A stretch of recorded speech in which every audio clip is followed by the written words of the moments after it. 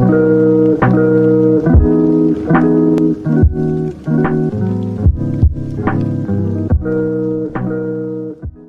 guys, what is going on? RedMaster here, and welcome back to another episode of TV Commentary. Of course, you guys don't already know how this works. We'll be jumping into the Cars TV, checking out a few more matches. I almost said that wrong. And seeing what people are up to in this season on the ladder, of course. So without further ado, I should say, let's go ahead and jump right into it and get into match number one. Our first match, we'll be looking at NathanIsRaw versus Guy. I'm just gonna call him Guy because I don't want to, not gonna try and butcher how the 6 fits into that. But it looks like Nate's going to pass his first 2 turns. Meanwhile, Guy going to start off a Ceifador rider. He can go face here. Doesn't look like he's going to, though. Quite interesting to see why he's holding back the rider. Could easily go for 2 face damage, but I don't think maybe he doesn't want to lose it at this early on. But Nate's going to throw out a con artist in response. Guy going to continue to hold back that Ceifador rider, not going in aggressively. Nathan brings out the Beastmaster, though that's going to, of course, bring out the Bear and Wolf. Meanwhile, he keeps his Beastmaster hidden to avoid, destruction of the Beastmaster. But Guy brings out a Metal of Bravery into a Koru, so his second card play, or third card if you count the Metal, is going to be Koru. Quite interesting, we don't really see a lot of Koru in the ladder, so we'll see how that affects the game. Bear taking a swipe at the castle for 3 damage, moving up the Wolf and bringing out another con artist, so Nathan's really going to get his forces on the board here. As you can see, these are basically all of his units. No other units in his hand, but a Scope plus Shadow Katana play from Guy means this crew is going to get buffed really quickly. Ceifador rider finally trading. You can see there he's going to take the Wolf down a bit. I was hoping, or maybe he was hoping to get some extra damage on another unit. But let's see. Con artists are moving in. Going to try and find him. The Wolf also moves in. We see a Fenrir in hand. Nate's going to hold that in fear of maybe where that Koru is. Of course, definitely an interesting kind of Koru maneuver coming out from Guy. And, of course, he's going to take out the Beastmaster, thereby taking out the Wolf. And a Minotaur finishes off the Con Artist. Or at least one of the Con Artists, per se. Not both of them. But we see Robin's coming out from Nathan. Will he do anything with that? Nope. Looks like he's going to hold it. He's going to conserve all of that gold. Nate, though, Guy, is going to put an Eternity Strike on the Koru. So E-Strike going once and twice on the castle. That is an interesting deck. Koru E-Strike, I guess, that's, again, an interesting deck, but not sure how it might fare against that kind of big hit. We see a Koru coming out now, finishing off the Minotaur that was there. I forgot what that was for a second. But how does Guy respond to this? Because he can't. Okay, he's gonna take out the captain and then move somewhat, in the same area. The armory wasn't a good play. He could see where that buff is. That might actually be the downfall. Let's see, Hassan City Guard's coming out now. Yep, there's the Koru. Yeah. So he's gonna put the scope on, but then again, does trade. So all really Guy needs here is an ambush, and this actually closes out the game in his favor. We see an armory going down. I think Shaman coming out. So he can't attack the castle yet. Doesn't look like he has the ambush. He might have tried to cycle it, or at least try to look for it with the ambush, or with the Shaman, excuse me. But a Phantom Strike going on a Grendel now. Nate's going to try and regain some ground here in this matchup, getting rid of that Shaman without taking any damage to the Grendel, thanks to the additional range from Phantom Strike. Guy still looking to hopefully find maybe an ambush or something. We see 2 Hassan City Guards plus an additional Koru. So now he's got 2 stealth units out on the board. Make that 3 with another Kunoichi coming out. So an interesting kind of stealth E-Strike deck. Or it might be like a burst damage type deck from Guy. But we'll see if he, again, kind of can close us out here. It's only 6 damage left he's got to pull off. But we see, I think he tried to go for a Bestial Rage there. He ended up catching the Koru. Not able to get rid of it, though, unfortunately. So Dwarven Scope on the now revealed Koru, but now attacking the castle, or not the castle, the hovel, excuse me, will re-stealth that Koru, and his final Koru actually appears on the board. So Nate's in a very tough position here. He has the Minotaur. I imagine he might scope it. He's going to scope it since he doesn't really have much else to do, and he's got to get rid of that guard, because that guard can hit castle regardless. He'll throw his Bestial Rage on there as well to hopefully keep the, well, actually, no, he tries to go in for the castle, but ends up discovering the buffed Kunoichi. So now definitely leaves him at a disadvantage, though. Guy, again, all he needs is really an ambush here to kind of bring out, or to end out this game, excuse me. We see Koru getting a Shadow Katana buff. We see the other units moving in. Fenrir and Hassan City Guard from Nathan. Will Nate be able to close out this one? We see 2 guards running up. We see Fenrir as well. I don't think he's going to be able to. We see the Koru position down here. That'll trade with the Fenrir nicely and then leave the miner open to attack the castle. So this one will end in Guy's victory. A very impressive E-Strike Koru sort of burst damage deck, if you will. Nate, of course, running the classic scoped Fenrir in green-white. Didn't work out for him, though. We saw a lot of ranged kind of cards into his hand. I think the lack of units towards that middle portion of the match might have costed him the game. But then again, we saw a lot of kind of Koru's, stealth and, attack and re-stealth, which, kept him alive much of the match.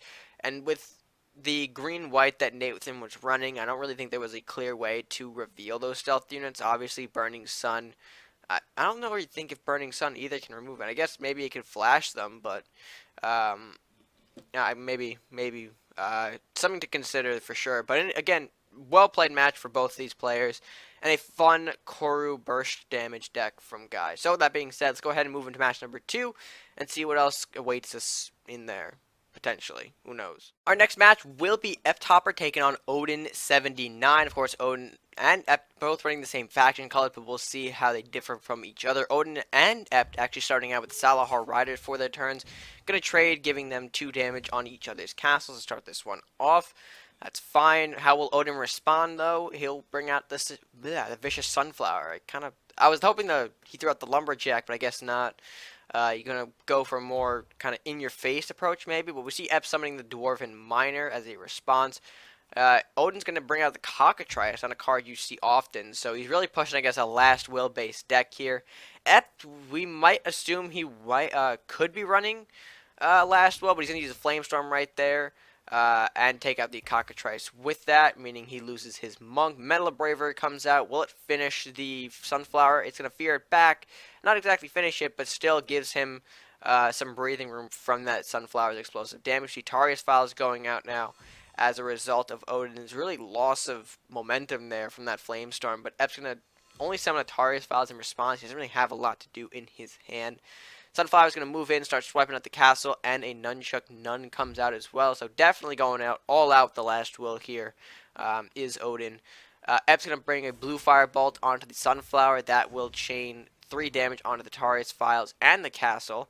So Ep's getting a little extra draw here. He'll bring out the Knight of Flowers in response. Odin's going to have to use maybe a Headless Horseman. Okay, he will. We'll see if he can clip the Knight. He actually will get the clip.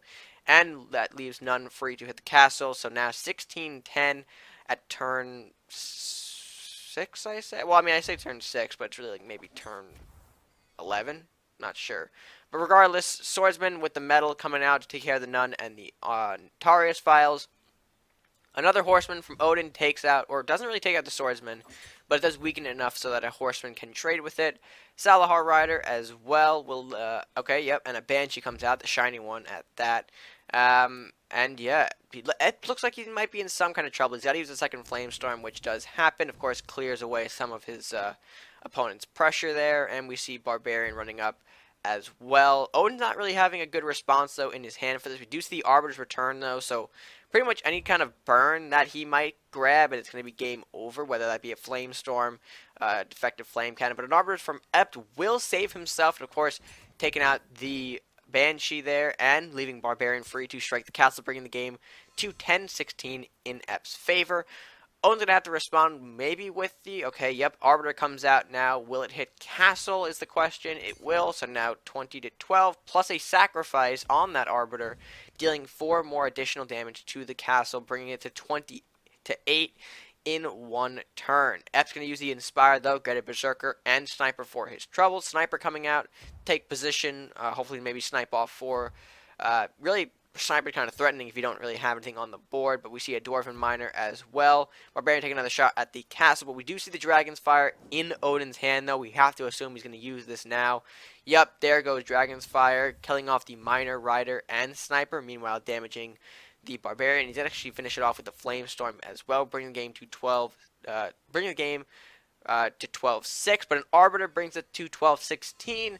Arbiter taking another shot at the castle, and that will bring it to 8-16. So Odin has to bring out something here to respond. Doesn't really draw anything useful, gets the Dragon's Fire, but that Bulwark and Vortex are just sitting in his hand right now, not really doing anything useful.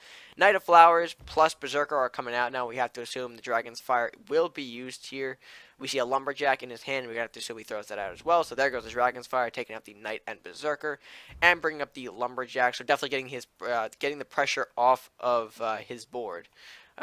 Swordsman, though, coming out will not really block the Lumberjack. Interesting.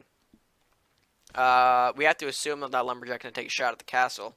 See Crumbling Archives going down in the back. Lumberjack retreats to defend. Holy Bulwark going down to give both the Archive and Lumberjack plus the castle a little bit extra health, as Sudden Death ticks the game to 7-14. Fear, though, from Lumberjack, Swordsman, or Fear on the Lumberjack, Swordsman, Defective Flame Cannon is going to end this game off in Ep's favor.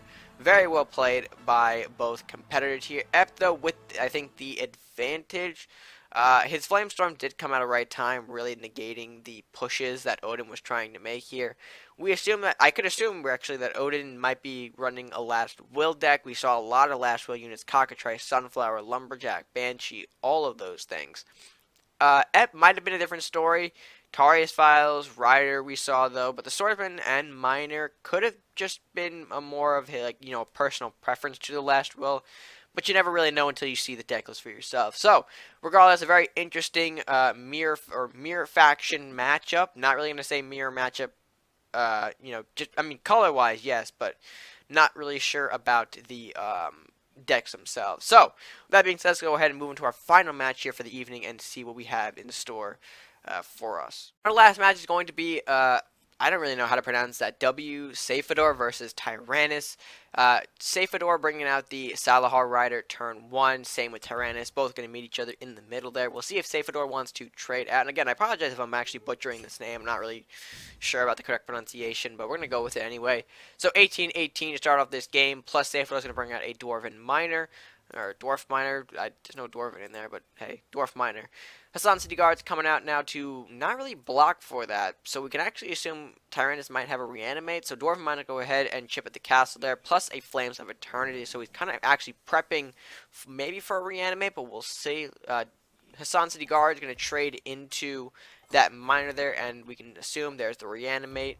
Headless Horseman, though, going to walk into the Flame of Eternity trap. One more does get summoned, though, and that'll be another Headless taking 3 damage off the castle, so to even this game out, very nice. Flux, though, coming out from Ceifador. That will not really block necessarily, but we can assume the lunging attack is going to try and equal this thing out. Another Horseman from Tyrannus taking 3 more off the castle, bringing it to 12-15. Hassan City Guard's coming out now. Yep. Plus an Aijutsu. Alright, so he's going to want to protect that Flux. Although Blue Fire Bolt will be able to negate that Flux without really any damage to Tyrannus. We'll see what he does. He'll actually walk into the Flux trap. So Flux getting the 6-4 and chopping down that Horseman. Get Battle Rage and Ship of the Damned for his troubles. Hassan City Guard is attempting to block off the Flux. So Tyrannus doesn't really have any burns to counter that Flux. So we'll see how that kind of shifts the tide of this matchup. We see Flux trading with the one of the guards there. Flame dealing 1 damage to the Horseman. Plus Battle Rage on the Flux, giving it 4-4, so kind of bringing it back up to full health.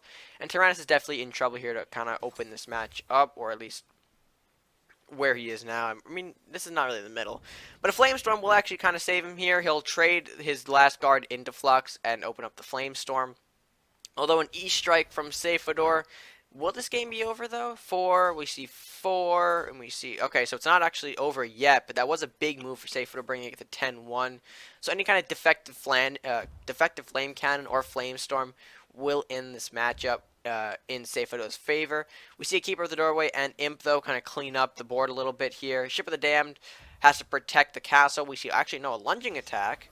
And will he get the ambush? Alright, he will. So that skeleton going all out here to take out the Keeper of the Doorway. He doesn't want to give him any undead units. He'll try to just mitigate it to 1.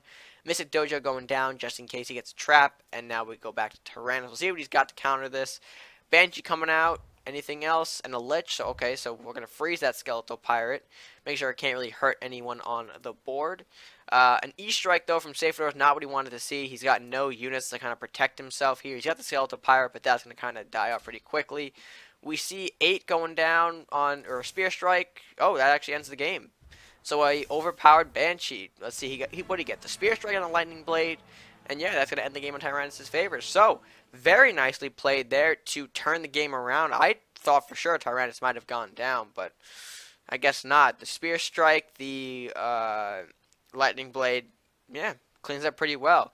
I will give Ceifador credit, though. That E-Strike was a very nice, I don't want to say interesting. I mean, it was a good play. I think that's what I was trying to go for the first time. It was a good play. He noticed that his opponent was kind of weakened, and he knew that if he played the E-Strike then, he would have had 2 additional hits on the castle guaranteed. So he took it. If that Barbarian was a bit more powerful, that actually might have ended the game. But very well played to both these players, especially Tyrannus for actually coming out of that match with the win. I, again, for sure thought he was going to be finished off by that E-Strike, but he stayed strong, he pulled through, and yeah, again, very well played to both competitors to end off this episode of TV Commentary. That being said, if you guys did enjoy this edition of TV Commentary, be sure to leave a like on it, share with a friend, and comment down below your thoughts on today's matches. A lot of E-Strikes today, I'm not sure why, but hey, anything's possible in this day and age. So, with that being said, if you guys haven't already done so, be sure to hit subscribe to the channel if you are new. Help show your support and help us grow by clicking that subscribe button at no additional cost to you. So, with that being said, guys, that's all from me for now. So, until next time, stay gaming.